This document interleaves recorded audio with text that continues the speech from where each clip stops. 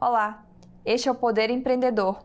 Eu sou Vitória Queiroz e vou entrevistar Lina Maria Uzeche, cofundadora da Aliança Empreendedora, organização sem fins lucrativos que tem como objetivo capacitar empreendedores formais e informais. Lina Maria é cofundadora e diretora de Relações Internacionais da Aliança Empreendedora. Formada em administração, Lina também integra o Conselho Consultivo do Instituto Acatu e da Ação Social para a Igualdade das Diferenças. Lina, obrigada por ter aceitado o convite. Obrigada a você, Vitória. É um prazer estar aqui. Agradeço também a todos que assistem a este programa. A entrevista está sendo gravada no estúdio do Poder 360 em Brasília e conta com o apoio do Sebrae.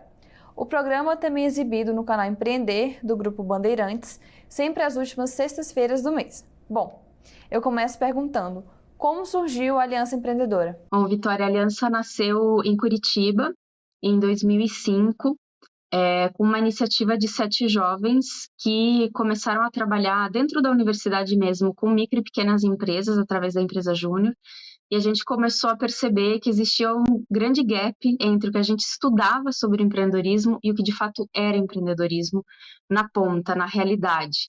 A gente via que existia muitas comunidades, territórios, favelas, com empreendedorismo muito pulsante, as pessoas de fato empreendendo com a sua criatividade, gerando renda, fosse por necessidade ou por oportunidade, mas muito invisibilizados dentro desse ecossistema, e precisando de apoio, orientação, capacitação específica, dentro da sua realidade, né, do seu contexto e numa linguagem que fosse adequada. Então, a Aliança nasce a partir dessa necessidade de entender que existia um público que não é pequeno, é muito grande, e que precisava ser impulsionado de alguma forma, com até o próprio empoderamento, com capacitação técnica, capacitação em gestão, e com redes de contato, né, com impulsionar para se conectar. E é isso que a Aliança faz há 18 anos, né? A gente vem aprimorando metodologias, a nossa forma de atuar com esses empreendedores, customizando a metodologia para que ela se adapte a cada tipo de público. Então, quando a gente fala com mulheres empreendedoras periféricas, de uma forma, entendendo as características específicas, quando a gente vai falar com jovens, ou quando a gente vai tratar de nichos específicos de negócio. Então, a Aliança surge, então, em 2005, sempre com essa missão, né, de empoderar e apoiar esses empreendedores. Seguimos até hoje com a mesma missão e trabalhamos, né, nos aliando a parceiros estratégicos, como empresas, institutos e fundações com os quais a gente desenvolve esses projetos de apoio, né? E até hoje a gente já apoia mais de 300 mil, já capacitou mais de 300 mil microempreendedores em todo o Brasil. A Aliança Empreendedora surgiu com o objetivo de capacitar e apoiar microempreendedores formais e informais em situação de vulnerabilidade econômica em todo o Brasil. Como funciona a capacitação dos empreendedores? Bom, então, primeira coisa que a gente entendeu quando a gente começou a trabalhar com microempreendedores nesses territórios é que existia uma primeira e muito importante barreira que precisava ser superada, que era a própria falta de autoestima, autoconfiança, e uma falta de autopercepção empreendedora, que é o que a gente acabou batizando.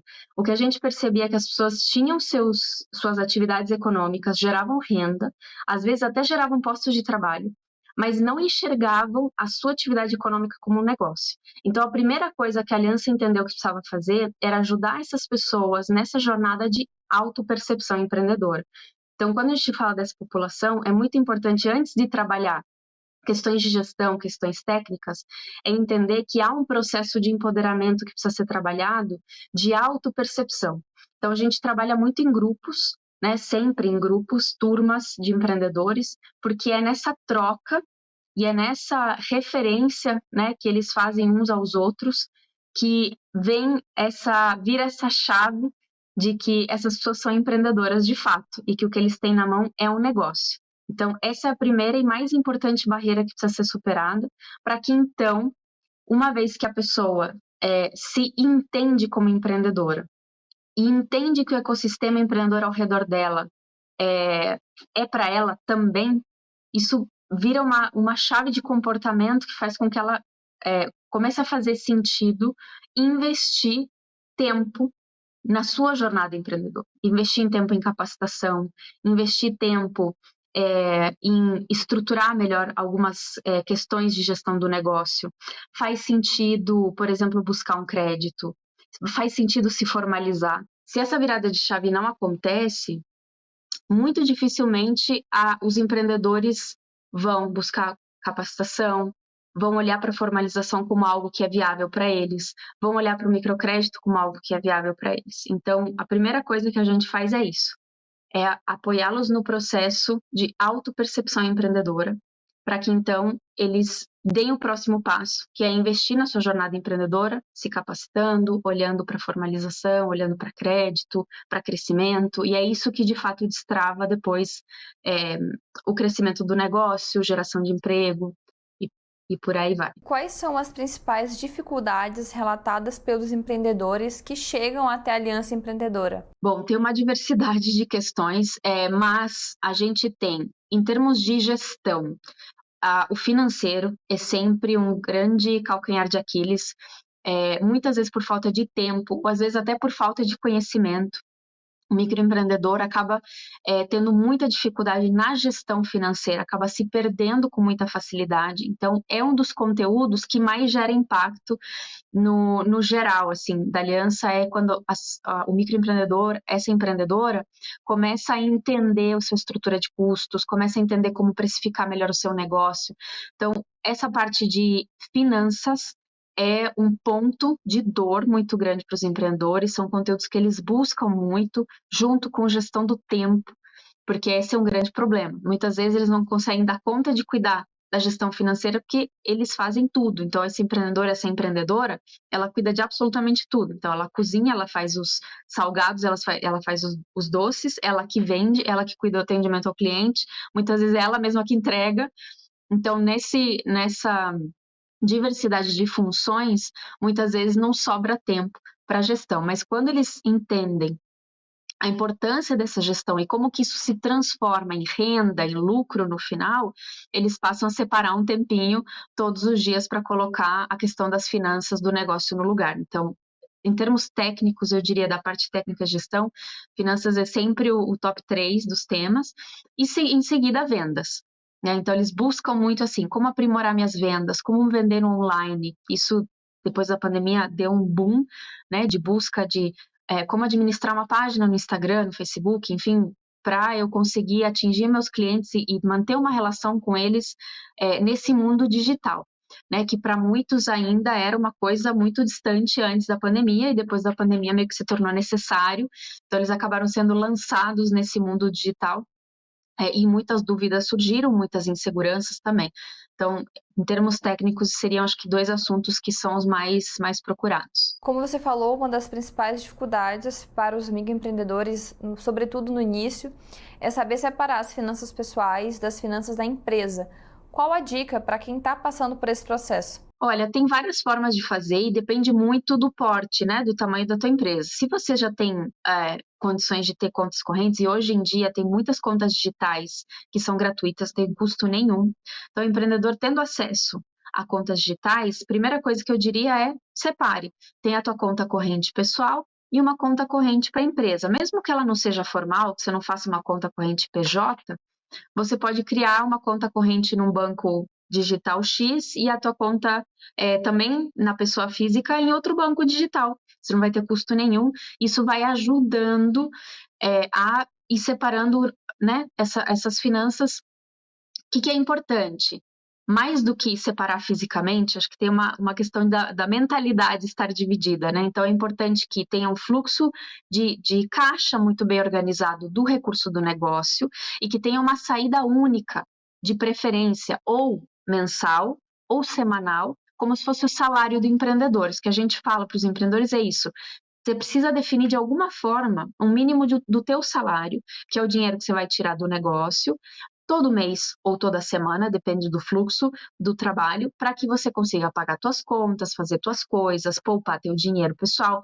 Então, cria essa divisão, seja ela no envelope, seja ela em 2 contas correntes. Obviamente, a conta corrente ajuda muito, porque você tem muito mais controle do que entra e do que sai.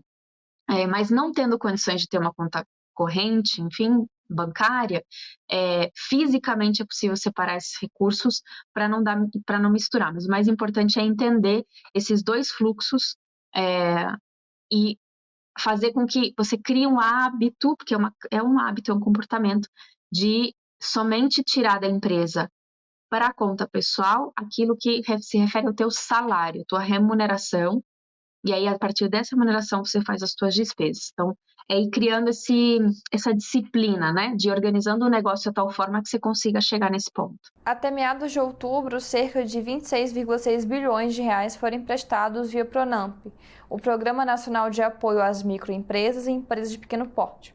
Apesar desse número, há dificuldade de acesso ao crédito por parte dos empreendedores. Por que isso acontece e como solucionar esse problema? A questão do acesso a crédito, ela tem muitos fatores e, vamos lá, tem dois lados dessa moeda, né? Então, tem um lado do microempreendedor que não se sente preparado para tomar o crédito, então tem muita insegurança de um lado até na busca do crédito. Muitas vezes, muitos empreendedores buscam, mas não têm certeza como vão investir esse recurso, então tem muitas negativas. Então, tem um lado do microempreendedor, primeiro, se sentir seguro e se sentir preparado para buscar um crédito. E terceiro, saber de fato como vai usar e como aquele dinheiro vai retornar. Então, esse preparo é extremamente importante. E hoje tem muito pouco uma oferta de preparação dessas pessoas para o crédito, o que gera muita insegurança do lado do empreendedor e, obviamente, do lado da instituição bancária. Do lado da instituição bancária, sejam organizações de microcrédito, cooperativas, os próprios bancos, a gente tem muitos programas de microcrédito, sim, mas também o Brasil é um país, de forma geral, o mercado financeiro no Brasil, ele é tem muita aversão ao risco, muito grande. Então, a maior parte dos programas de microcrédito, eles exigem muitas garantias. Seja no aval solidário, ou sejam garantias, né, no empréstimo individual, que muitos empreendedores não conseguem atingir, né? Seja pela sua própria informalidade, seja pela sua falta de registro, de não ter como comprovar que ele tem um fluxo, né, contínuo de renda.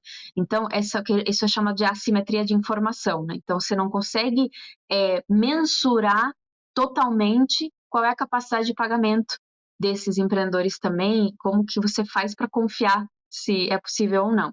O que a gente tem, se é possível fazer esse empréstimo ou não. O que a gente tem visto na nossa experiência? A Aliança estabelece muitas parcerias com instituições de microfinanças e a gente tem tido muito sucesso em perceber que os empreendedores que se capacitam são mais adimplentes, porque eles têm um preparo maior e eles conseguem entender sua estrutura de custos, eles conseguem entender exatamente como que eles vão pegar esse crédito, como ele vai ser investido e como ele vai retornar. Só esse conhecimento já faz muita diferença na hora de solicitar o crédito e na hora de pagar. Então, a gente já tem resultados, né, comprovados de que uma capacitação bem feita, ela diminui o risco da instituição financeira, né, e diminui, obviamente, a inadimplência e a capacidade desse empreendedor, então, tomar mais crédito e novas pessoas poderem acessar o crédito, uma vez que outros fontes, né, de informação não são suficientes para dizer se essa pessoa, né, é digna de crédito ou não. Então, tem muito que evoluir ainda no ecossistema do microcrédito, né? A gente ainda tem um microcrédito caro, né, para o microempreendedor. Obviamente, um crédito produtivo, orientado, bem feito, ele custa mais caro, porque você tem pessoas na linha de frente fazendo orientação, fazendo análise de crédito. Ainda tem esse desafio, né, dele ser um crédito, mas ele ser um crédito caro, ele não necessariamente é um crédito barato, tirando os subsidiados, né, pelo governo. Mas muitas vezes não tem a orientação, né, adequada. Então, o empreendedor fica sempre no meio daquilo, né? Eu posso pegar um crédito mais barato, mas que vem com nenhuma orientação, ou eu posso pegar um crédito um pouco mais caro, mas ele vem orientado. Né? Eu vou amparado, vamos dizer assim, nessa decisão. O MEI facilitou o processo de formalização dos empreendedores, mas muitos ainda seguem na informalidade. A que fatores você atribui essa informalização? Vamos lá. Então, a gente tem hoje no Brasil, pela última análise do PNAD que a gente fez, foi de 2022, cerca de 19 milhões de pessoas que empreendem na informalidade.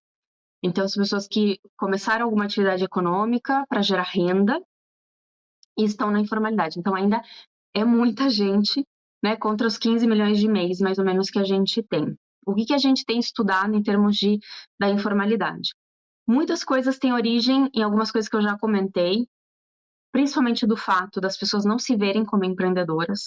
Essa primeira grande barreira, novamente, ela impacta na formalização. Se um microempreendedor ou microempreendedora não entende que aquilo que ele tem na mão é um negócio, a formalização é algo muito distante da sua realidade. Ele não consegue enxergar como algo que pode ser um próximo passo. A gente trabalha com muita gente que empreende há anos, assim, 5, 7 anos, 10 anos, e ainda enxerga a sua atividade econômica como algo temporário, como um bico, né? Como algo que está fazendo, não, mas é só temporário, é só para gerar renda. E essa virada de chave das pessoas começarem a entender que aqueles empreendimentos podem ser sim um negócio e podem ser sua principal fonte de renda e podem crescer e prosperar, é o primeiro passo em direção ao que eu já comentei, né, do fortalecimento do seu negócio e futuramente da sua formalização. Então, a gente tem uma primeira grande barreira, que é a questão da própria falta de autopercepção empreendedora da maioria das pessoas. A gente está falando de uma população informal que, na sua maioria, é das classes C, D e E. Então, são pessoas que faturam até 2 salários mínimos nos seus empreendimentos, empreendem realmente pela necessidade de gerar renda, muitas vezes, e o primeiro passo é passar a enxergar aquela atividade econômica como um negócio. Então, esse é o primeiro ponto. A gente tem outras, o próprio fato de não ter uma política pública adequada de orientação e capacitação para este público, que é muito grande, também impede, né, que as pessoas deem o próximo passo. Então, hoje, quem dá suporte, orientação, capacitação para um público de base de pirâmide, né, para esse microempreendedor de base comunitária, são as organizações sociais, são organizações sem fins lucrativos, às vezes tem algumas secretarias municipais, mas de forma de política pública, né, propriamente dita, nacional, a gente ainda não tem um programa que olhe para os microempreendedores de base comunitária. A gente tem o Sebrae, que é uma grande referência a microempreendedorismo, mas eles têm uma força muito grande e uma capacidade muito grande de trabalhar com uma população que não está totalmente na base, tá? Já está um passinho acima, né? Já está um pouco mais desenvolvido, já se vê empreendedor, já olha para o MEI como uma possibilidade, né? Então, essa micro e pequena empresa, né? Esse micro e pequeno empresário, ele entra dentro desse radar do Sebrae, consegue ser apoiado e consegue usufruir muito dessa estrutura que está colocada. Mas o microempreendedor de base comunitária, que também é uma maioria avassaladora, não tem um apoio pensado numa linguagem específica para ele. E isso também faz com que ele não consiga dar o próximo passo, né, que é estruturar o seu negócio, entender de gestão, entender de finanças, de vendas, né, de estrutura, para conseguir se formalizar. E a gente tem um terceiro ponto, que é uma coisa que a Aliança Empreendedora vem estudando muito esse último ano, que é a relação com o Bolsa Família. Então, a gente tem muitas pessoas que estão no cadastro único, né, do governo federal, que empreendem, que têm os seus, empreendem para complementação de renda, geração de renda, e o governo lançou, né, na lei, uma regra de proteção, onde se você é beneficiado do Bolsa Família e você se formaliza como MEI, na teoria, você não perde o teu benefício, você entra numa regra de proteção, como se fosse uma transição. Né? Isso dá segurança para a pessoa empreender, porque daí ela sabe que ela monta seu MEI e ela ainda tem o seu Bolsa Família, que para muitas famílias é o colchão econômico, ela consegue ter isso por um tempo até o negócio dela se estruturar e começar a gerar uma renda estável. E hoje, por mais que isso esteja na lei, não se realiza na ponta. Então, muita gente formaliza seu MEI e perde o Bolsa Família automaticamente. E isso não deveria acontecer. Deveria entrar em vigor essa regra de proteção. Então, esse é um terceiro ponto que também faz com que muita gente, a estimativa que a gente tem é que tenha 10 milhões de empreendedores no cadastro único. Né? Então, são pessoas que exatamente vivem nessa insegurança, né, de autodeclaração de renda, nessa insegurança de se formalizar, porque perder este benefício, que é o colchão econômico de muitas famílias, por um empreendimento que muitas vezes hoje fatura, amanhã não, no verão tem faturamento, mas no inverno não tem, sabe? É muita insegurança, né? Muita incerteza e instabilidade. Então, esse também é um fator que influencia muito no processo da gente ter essa baixa formalização. Você falou sobre a necessidade de políticas públicas. Como que o governo pode ajudar nessas pautas exatamente? Então, a gente tem trabalhado muito, né, em parceria com o governo também, mobilizando uma rede de organizações para discutir isso, entender o problema e gerar soluções, né? O que a gente tem hoje de principal problema? Nós temos uma estrutura de assistência social muito bem posicionada, né? Tem equipamentos públicos, físicos nas comunidades, nos territórios, em todos os municípios. Então, a demanda de assistência social, ela vai sendo suprida pela estrutura da assistência. Quando essas pessoas, como eu comentei, né, esses 10 milhões de empreendedores no cadastro único, eles começam a gerar uma renda ou decidem que vão, né, uma mulher vai começar a fazer bolo para vender na vizinhança, ou vai começar a fazer doces e salgados para vender por encomenda, para complementar a renda, não tem nenhuma pessoa especialista no município que consiga dar a orientação adequada para ela. Porque acontece, muitas vezes o SEBRAE que está no município não tem linguagem adequada para conversar com essa dona Maria, que precisa fazer algumas coisas muito básicas para estruturar essa ideia de negócio dela. E o SEBRAE, eu falo tranquilamente do SEBRAE, porque o SEBRAE é parceiro nosso, eles sabem disso, eles entendem que existe esse desafio muito grande, né, de chegar nessa população mais de base comunitária. É uma linguagem muito específica, você tem que falar numa linguagem muito mais simples do que hoje, né, as capacitações em negócio trabalham. Então fica esse meio do caminho, fica como se fosse um limbo. Então a pessoa que quer empreender, está saindo ali das políticas de assistência social, por exemplo, não tem uma outra política pública para ela se plugar, né? Então fica um vazio. O que vem para preencher esse vazio? São as políticas de inclusão produtiva, que precisam de uma integração, vamos dizer assim, né, entre a assistência social, que é quem recebe essas pessoas. Essas demandas, muitas vezes, são os assistentes sociais que, né, as pessoas vêm perguntar como é que eu vou formar meu preço.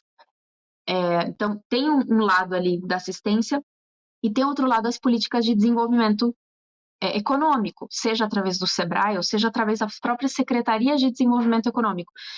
Essas duas ofertas hoje estão desconectadas. Precisa criar uma ponte entre essas duas. Então, há esse desafio ainda, isso o governo federal tem capacidade de fazer, de criar uma política intermediária, seja através da própria assistência ou pelo desenvolvimento econômico, um programa de inclusão produtiva, que consiga cobrir esse gap, hoje esse vão que tem para dar o suporte numa linguagem adequada para esses microempreendedores que estão vindo do CadÚnico, estão vindo, né, dos programas de assistência social e buscando uma melhoria, né, de vida, uma autonomia também.